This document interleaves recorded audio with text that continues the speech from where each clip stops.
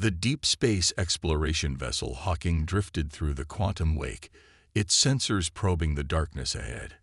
Captain Sarah Chen stood at the bridge's observation window, her dark eyes fixed on the massive structure that slowly emerged from the void.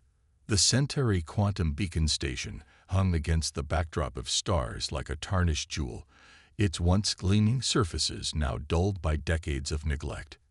"Engineering confirms what we're seeing, Captain," Lieutenant Rodriguez reported from his station. "Power fluctuations throughout the entire structure. The quantum core is barely maintaining cohesion." Sarah's jaw tightened.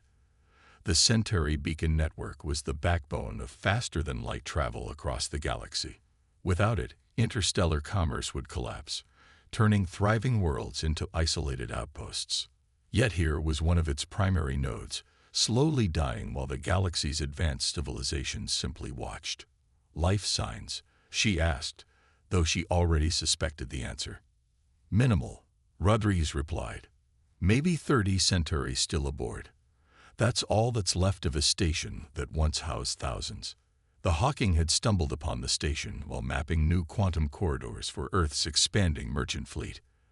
Their orders had been clear: observe, document, and avoid interference with advanced alien civilizations. But Sarah couldn't ignore the distress signals echoing through their comm systems, each one growing weaker than the last. "Captain," Communications Officer Patel's voice carried an edge of urgency. "We're receiving transmissions from multiple species. They're warning us to stay away." Sarah moved to Patel's station, reading the cascade of messages scrolling across her screen. The Volari, the Nexus Collective, even the typically neutral Meridian Conclave, all of them demanding that humanity avoid contact with the station. "Bring up the Galactic Council's official stance," Sarah ordered. The holographic display flickered to life, showing the Council's declaration. The Centauri Beacon Network was deemed a lost cause, too dangerous to salvage. Any attempt to assist would be seen as a violation of quarantine protocols. "Ma'am," Rodriguez called out, his voice tight. "The quantum core's containment field is showing signs of microfractures. If it fails, the resulting cascade would tear apart the fabric of space-time in this entire sector."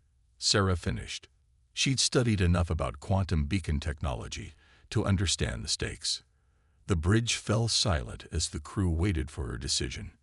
Humanity was the newest player in galactic politics, still proving their worth among species that had mastered the stars when Earth was learning to make fire.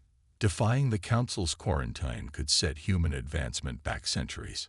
Sarah's wrist computer chimed with an incoming transmission. The holographic face that appeared belonged to Admiral Harrison back at Earth Command. His expression was grave. "Captain Chen, we've received the Council's warnings.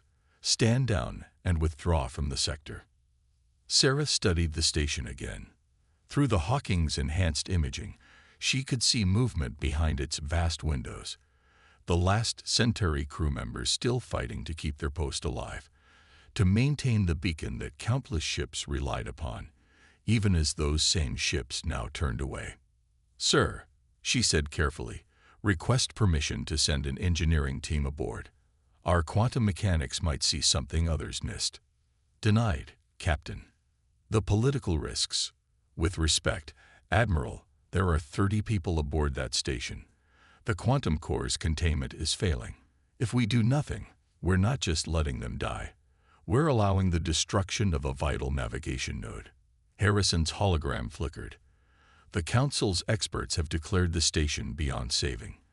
What makes you think human engineers could succeed where more advanced species failed?" Sarah smiled slightly. "Because we haven't tried yet, sir. And humans have a habit of succeeding precisely where others claim success is impossible." There was a long pause. Sarah could almost see the political calculations running through Harrison's mind. Finally, he sighed. "You have 48 hours, Captain. After that, you withdraw, regardless of the outcome. And Sarah, this is on your head if it goes wrong." The hologram vanished. Sarah turned to her crew, seeing the same determination in their eyes that she felt. "Rodriguez, Get me Chief Engineer Patel on the line. Tell her to prep her best team for emergency quantum core stabilization. Patel informed the Centauri we're coming aboard to help. And someone wake up Dr. Hansen in xenobiology. We'll need her expertise on Centauri physiology if any of them are injured. As her crew jumped into action, Sarah returned to the observation window. The station's quantum core pulsed with an unstable blue light, like a dying heartbeat. Other species saw a doomed relic, but she saw something else. A chance to prove that humanity's greatest strength wasn't their technology or their political power, but their unwillingness to abandon those in need. The Hawking began its approach, ignoring the growing chorus of warnings from across the galaxy.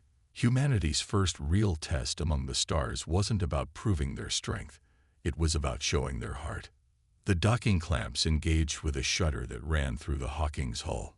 Chief Engineer Maya Patel stood in the airlock chamber with her team, checking the seals on their quantum-shielded suits one final time. The station's erratic power fluctuations meant every system was unreliable, including life support.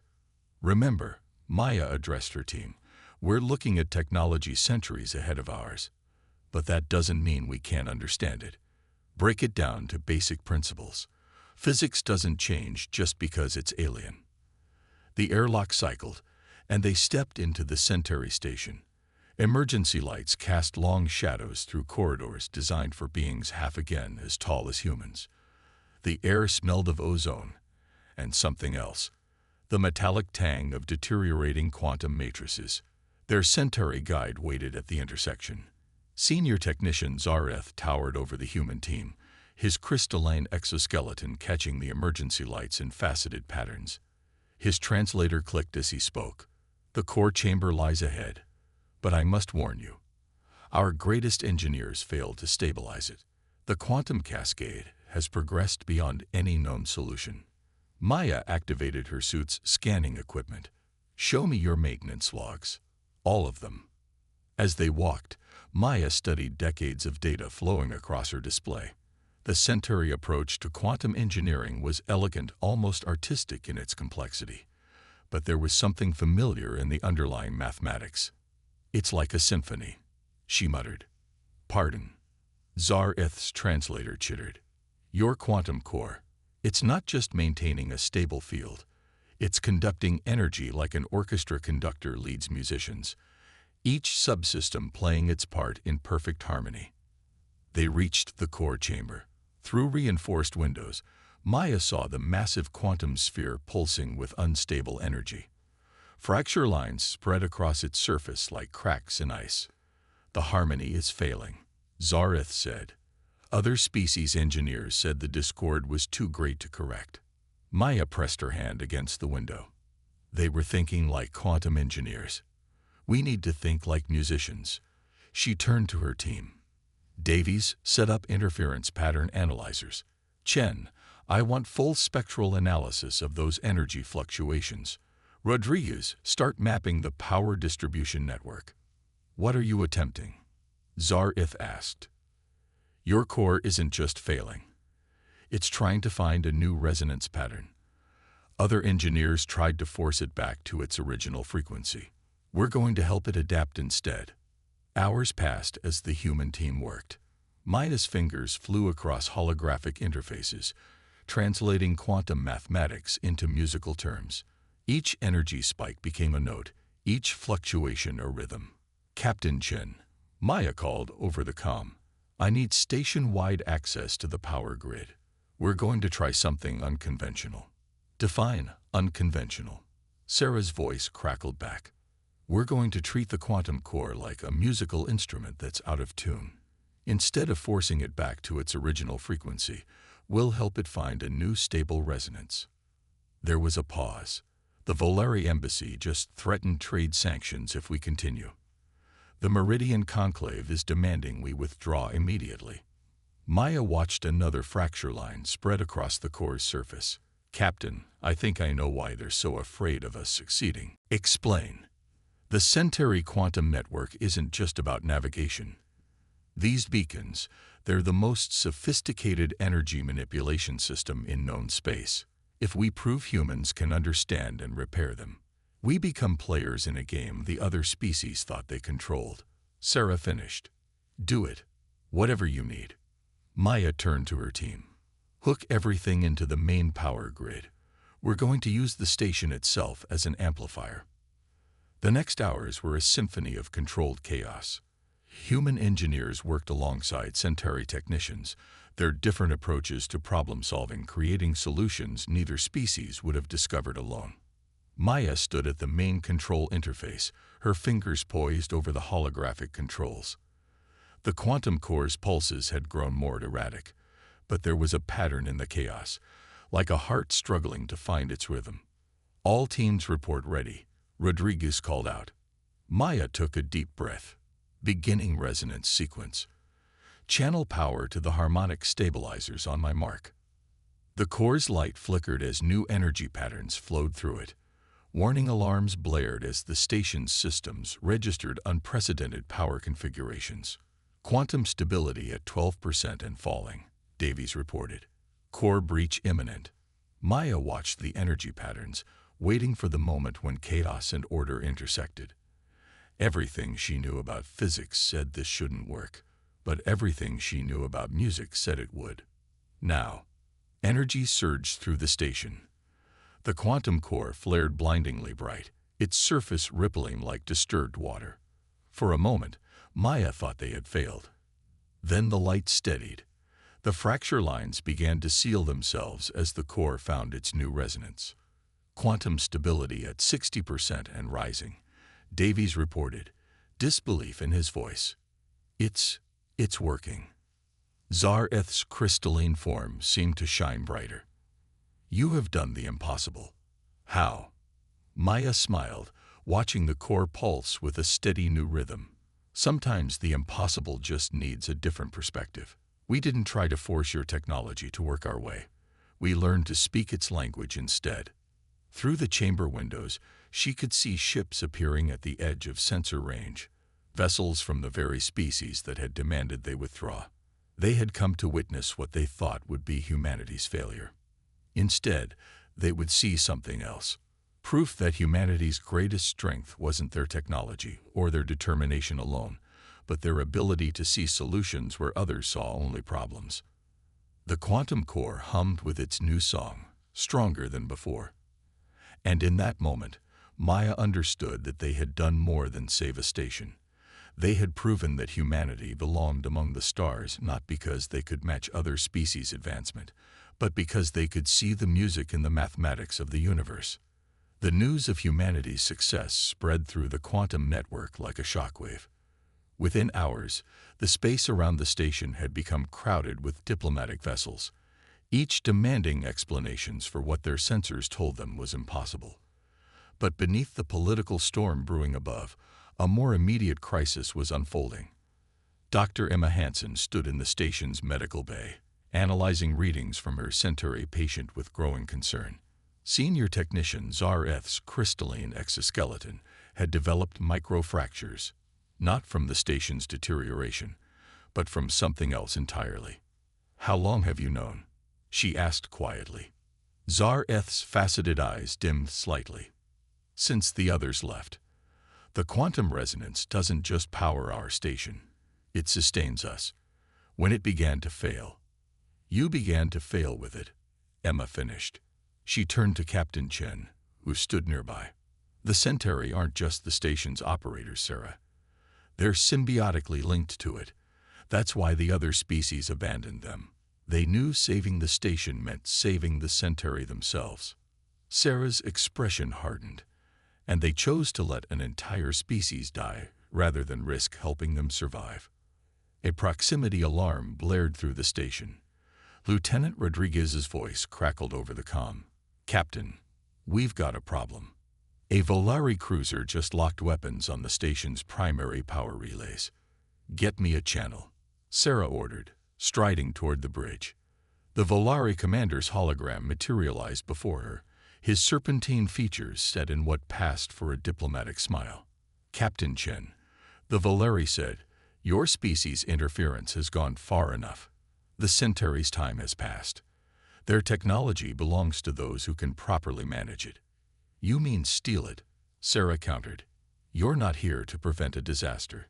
You're here to ensure one happens, so you can claim salvage rights. The galaxy's balance of power exists for a reason, human.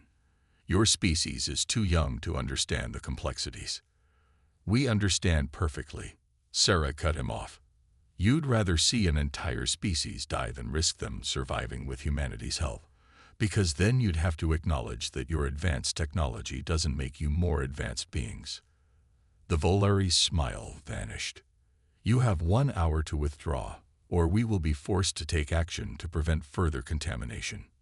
Back in engineering, Maya Patel had heard the exchange. She turned to her team, who were already moving to protect their work. They'll target the new resonance stabilizers first. We need a backup system.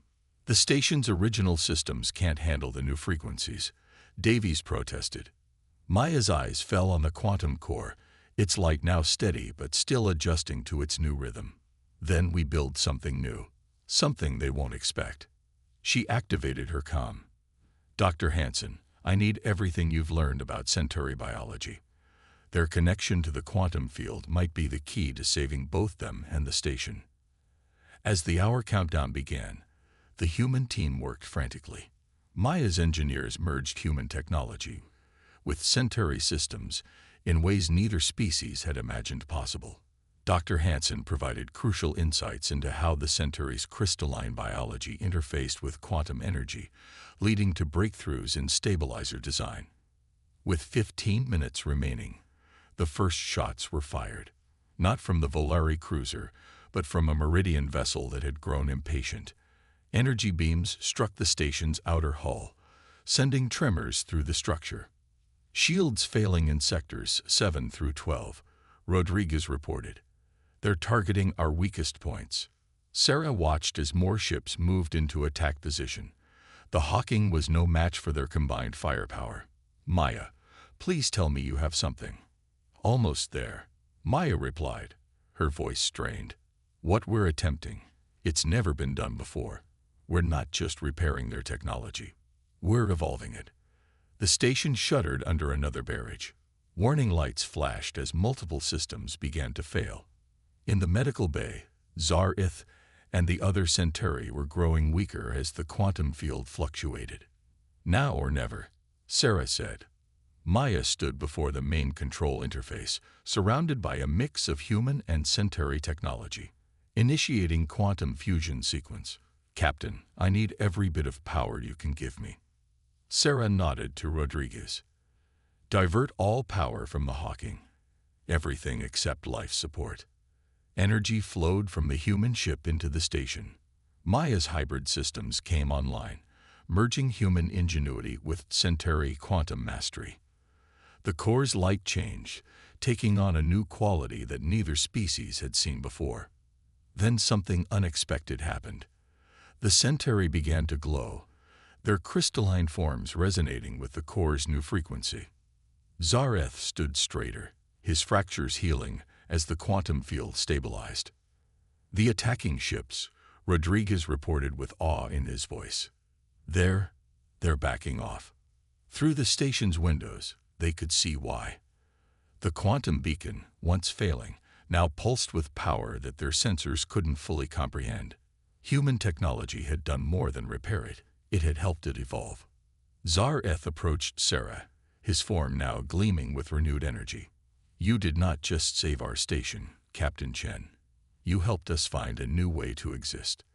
The resonance patterns your engineer discovered, they have changed us as much as they changed our technology. Sarah watched as the hostile ships retreated, their weapons powered down. They had come expecting to witness, or ensure, the end of the Centauri. Instead, they had seen the birth of something unprecedented. Two species working together to create something greater than either could have achieved alone. You know they'll be back, Sarah said. With diplomats and demands instead of weapons, Zar-Ith's crystalline form shimmered with what she had learned was amusement. Let them come. We will face them together. After all, humanity has proven itself to be something unique in this galaxy, a species that sees value in saving rather than salvaging, in healing rather than hoarding. The quantum core pulsed steadily, its light a testament to what could be achieved when compassion met courage, when innovation met wisdom. The price of courage had been high, but its rewards would reshape the galaxy in ways no one could have predicted. And humanity, the youngest species among the stars, had proven that true advancement wasn't measured in technology, but in the willingness to reach out and help others survive. 3 days after the confrontation, the Hawking's crew gathered in the station's grand observatory. Through its vast windows, they watched as ships from across the galaxy continued to arrive, not with weapons now, but with questions. The quantum beacon's new resonance had changed more than just the station and its Centauri inhabitants. Captain Chen stood with Maya Patel and Dr. Hansen, reviewing data that seemed to defy conventional physics. The quantum network connecting all Centauri beacons had begun to evolve, each node adapting to the new frequencies discovered at this station. "Look at this," Maya said, gesturing to a holographic display. "The network isn't just transmitting navigation data anymore. It's learning." A delegation of Centauri administrators entered, led by Zareth. Their crystalline forms had transformed over the past days, developing new facets and patterns that reflected the quantum core's evolved energy. "We have completed our analysis of the historical archives," Zareth announced. "What we found explains why the other species were so desperate to prevent your success." The holographic display shifted, showing ancient star charts. "Our beacons were never meant to be merely navigation aids. They were designed to be nodes in a vast network of consciousness, linking not just spaces, but species." Dr. Hansen stepped closer to the display. "A psychic network. That's why you're symbiotically linked to the quantum field." "Indeed. But over millennia, we forgot their true purpose. The other advanced species discovered fragments of the truth in our databases. They feared what would happen if the network fully awakened, especially with a new species involved." Sarah understood now. They weren't just abandoning you to die. They were trying to ensure the network would never reach its full potential, a potential we have now begun to realize, thanks to humanity's intervention. Zareth turned to Maya. "Your musical approach to quantum harmonics didn't just save the station. It helped us rediscover our original purpose." Maya studied the changing patterns in the quantum field, the mathematics we used. It wasn't just about energy stabilization. We accidentally created a new form of quantum communication. The station hummed with a subtle vibration as another beacon in the network aligned with their frequency. Through the observatory windows, they could see the quantum streams connecting the nodes beginning to shine with new colors. "Captain," Rodriguez called from his station, "we're receiving something from the network. It's like nothing we've ever seen." The observatory's holographic systems activated, filling the space with streams of light and information. But it wasn't just data. It was emotion, memory, understanding. The quantum network was sharing the accumulated knowledge of countless civilizations. "This is why they feared us working together," Sarah realized. Humanity's creativity combined with Centauri technology. We didn't just repair the network. We woke it up. Dr. Hansen's medical scanners were recording unprecedented readings from the Centauri. Their crystalline structure is still evolving. The network isn't just communicating with them. It's helping them transform. Zareth's form sparkled with new patterns. "For too long, we were custodians of a legacy we didn't fully understand. The other species saw our technology as a resource to be controlled. But humanity, you saw it as something to be understood, to be healed." The holographic display showed more beacons activating across the galaxy, each one awakening to its true purpose. The network was no longer just a navigation tool. It was becoming a bridge between consciousness, a way for species to truly understand each other. "They'll try to stop this," Sarah said, watching as diplomatic vessels frantically maneuvered near the station. "The established powers won't want to lose their advantage." "They already have," Maya replied, her hands dancing across the control interface. "Look at these readings. The network isn't just connecting Centauri beacons anymore. It's reaching out to any species willing to listen. Through the quantum streams, they could sense the ripples of change spreading across the galaxy. Other species were beginning to experience the network's awakening, not as a threat, but as an opportunity for understanding. Your species calls it empathy, Zareth said. The ability to understand and share the feelings of another. Our ancestors built this network to foster that connection across the stars. Now, with humanity's help, it can fulfill its purpose. Sarah watched as the quantum light played across the observatory, casting ever-changing patterns that seemed to respond to their thoughts and emotions. "We didn't just save your station or your species," she said. "We helped unlock something that could change everything." "And that," Zareth replied, "is why humanity was the perfect species to help us. Where others saw power to be controlled, you saw connections to be understood. Where they saw technology to be exploited, you saw life to be preserved." The quantum network pulsed with new energy, its light reaching across the galaxy like dawn breaking after a long night. And in that light, humanity had found not just allies in the Centauri, but a new understanding of their own place among the stars. They had come to save a station. Instead, they had helped awaken a network of consciousness that would reshape the very nature of galactic civilization, not through force or technology, but through understanding and empathy.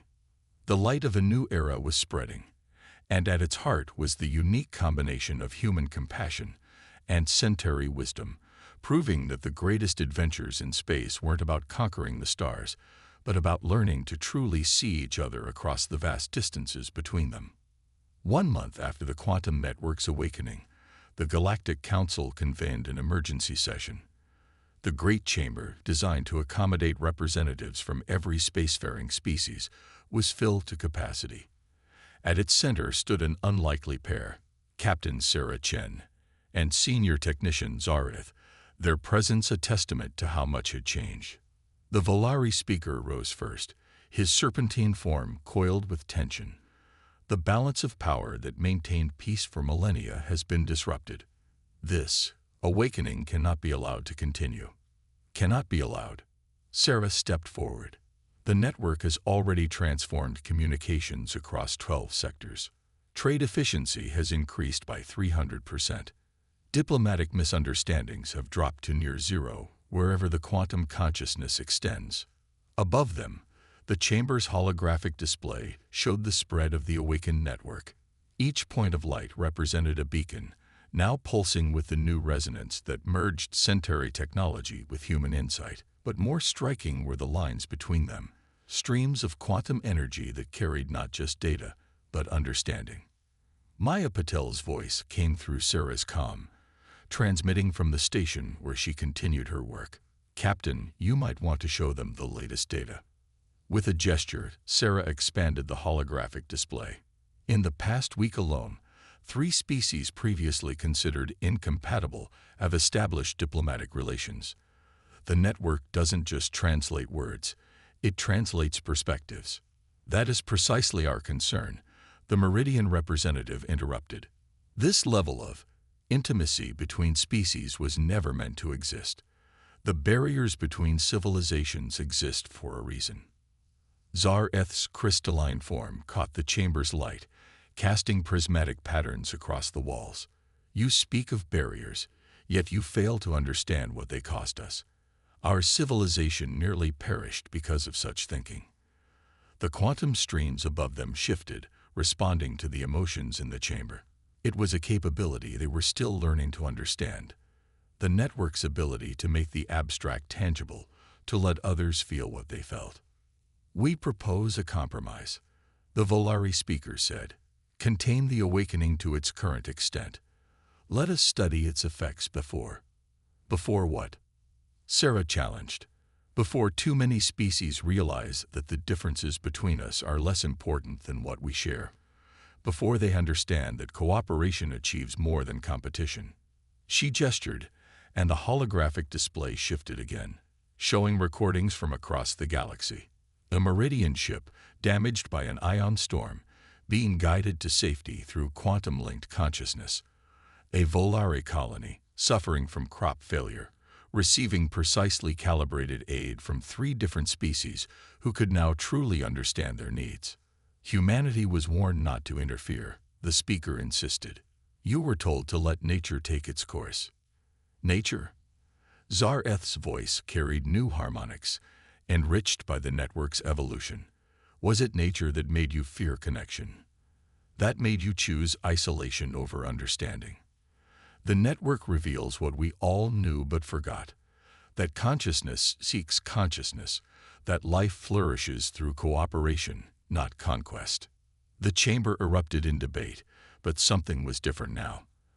The quantum consciousness that permeated the station meant that each speaker's true intentions, their fears and hopes, resonated through the network. It was impossible to hide behind diplomatic facades. Sarah felt a familiar hum through her neural interface, the human adaptation of Centauri quantum technology that Maya's team had developed. Through it, she could sense the shift in the chamber's emotional current. "We're not here to ask permission," she said quietly, but her words carried to every corner. "We're here to invite you to join us. The network is awakening whether you wish it or not. The only choice is whether you'll be part of its evolution or left behind by it." Above them, the quantum streams pulsed with new intensity. More beacons were awakening across the galaxy, each one adding its voice to the growing chorus of consciousness. "The Centauri built this network eons ago," Zareth continued, "but it took humanity's perspective to help us understand its true purpose. Not control, but connection. Not power, but possibility." The Meridian representative stirred. "And what of those who choose not to connect?" "That is their right," Sarah answered. "But they'll be choosing to limit themselves in a galaxy that's learning to transcend limits." As if in response to her words, a new quantum signal rippled through the network. On the fringes of known space, another beacon had awakened, this one belonging to a species so reclusive they had never joined the council. Their first words through the network, Zareth translated, his form shimmering with emotion. "We have watched long enough. We choose connection." The chamber fell silent as the implications sank in.